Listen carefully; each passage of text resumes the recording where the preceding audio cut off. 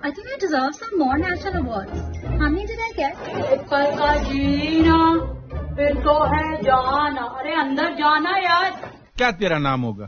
ताड़पत्री। लेकिन तो अभी बोला ना तेरा नाम छोटा छतरी है। अरे तूने बोला ना ताड़पत्री, तो मैंने भी बोला ताड़पत्री। कोई कुछ भी बोले भाई, तो अपना नाम चेंज मत करो, तू उसको फिक्स ही रख। इधर बाद में बहुत गड़बड़ होता है, तो समझा ना काजू कतरी। जन्मी, सबसे पहले तो बीबीसी हिंदी में आपका बहुत बहुत स्वागत। Thank you so much. Thank you Madhu ji, thank you for having me. किस तरह से एंटरटेनमेंट और एक्टिंग से कैसे जुड़ी? जब स्कूल में मैं थी तो स्कूल में ऐसा होता था कि सबको ऑब्जर्व करना, फिर घर आकर टीचर की नकल करना, स्टूडेंट्स मेरे फ्रेंड्स की नकल करना कि वो इस तरह से बोलती है, टीचर इस तरह से मुझे बुलाती है, टीचर इस तरह से मुझे बोलती है कि चुप रहना है, कि क्लास में कैसे रहना है। जैसे बहुत सारे एक्टर्स, मेरे ख्याल से आपने एक किस्सा सुना ही होगा, बहुत सारे एक्टर्स पहले अपने स्कूल में जो सबकी फ्रेंड्स की और इर्द गिर्द के लोगों की नकल करने से शुरू करते हैं, तो बिल्कुल वैसे ही था। और घर पर भी बहुत इजीली मैं सबकी नकल कर लेती थी। जैसे कोई आंटी हुई या फिर चर्च में हमारे कोई मलयाली आंटी हुई, नहीं नहीं तू ऐसा नहीं करने का, तू गलत बोलता है, तू ऐसे क्यों बोला, नहीं नहीं नहीं रॉन्ग है रॉन्ग है। तो मेरे पेरेंट्स नोट करते थे कि ये बड़ा ऑब्जर्व करती है सबको और अच्छी नकल करती है।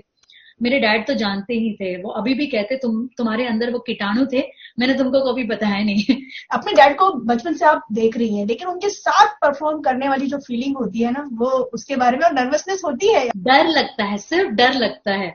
मतलब एक्चुअली मैं, जब वो घर पे होते हैं ना, तो वो बहुत ही नॉर्मल फादर जैसे रहते हैं, बिल्कुल जैसे नॉर्मल डैड, जैसे अपने बचपन की कहानियां बताते हैं, अपने एक्सपीरियंसेस शेयर करते हैं, ये सारी चीजें। मतलब हमारे जमाने में इतना होता था, इसका एक फ्रूट इतने का आता था, 4 आने का आता था। और ऑब्वियसली उनके इंडस्ट्री के स्ट्रगल के दिनों की बातें भी बताते हैं वो सारी चीजें। लेकिन जब मैं उनको मंच पर देखती हूँ, स्टेज पर देखती हूँ, जैसे प्रोफेशनली उस स्टेज पर जब मैं उनके साथ शोज करती हूँ, वो मेरे बॉस होते हैं, वो मेरे डैड नहीं है वहां पर।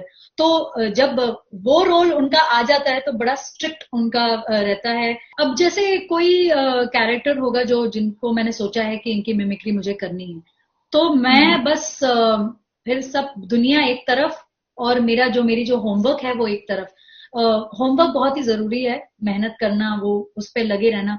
तो बिल्कुल 1-2 हफ्तों तक मैं क्या करती हूँ, सारे उनके जो भी वीडियोस हैं इंटरनेट पे, इंटरव्यूज हो गए, फिल्में हो गई, जो भी कहीं भी कुछ भी उन्होंने अपीयरेंस किया, सारे वीडियोस मैं ढूंढ करके पूरे इंटरनेट को छानबीन करके उनके सारे वीडियोस देखने लग जाती हूँ। और सुबह से लेकर रात तक बस यही चलता रहता है। मतलब पूरे मेरे डैड बड़ी अच्छी तरह से समझाते हैं, इसको कहते हैं रूह कब्जा। वो कहते हैं रूह को का कब्जा कर लो, उनकी जो रूह है वो समझ लो, जो वो कैरेक्टर है, जो जिस तरह से वो सोचते हैं, जिस तरह से वो हर चीज की उनकी जो उनकी सोच है, उनके ख्याल हैं, वो क्या बोलना चाहते हैं, कैसे हैं, उनका नेचर क्या है, वो समझ लो। और जब आप वो पूरी तरह से समझ लेंगे, जैसे